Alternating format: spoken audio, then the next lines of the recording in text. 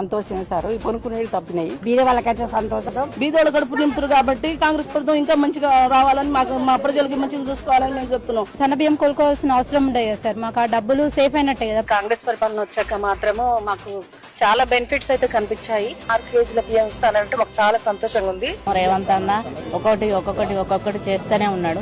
కాంగ్రెస్ అంటేనే మధ్యతరగతి కుటుంబాలందరికీ కూడా ఆదుకునే విధంగానే ఉంటది. అందులో భాగంగానే మనం దొడ్డు బియ్యం ప్లేస్ లో సన్న బియ్యం ఇవ్వడం జరిగింది. చాలా సంతోషంగా ఉంది. ఈనాడు గొప్ప పథకం ఏదైనా ఉంది అంటే ఈనాడు మనం ప్రారంభించుకున్న సన్న బియ్యం పథకం చరిత్రలో నిలబడుతుంది. ఎన్ని తరాలు మారినా, ఏ ప్రభుత్వం ఎవరు ముఖ్యమంత్రి అయినా ఈ సన్న బియ్యం పథకాన్ని రద్దు చేసే ధైర్యం చెయ్యరు. ఇది శాశ్వతంగా చరిత్రలో నిలిచిపోయే పథకం.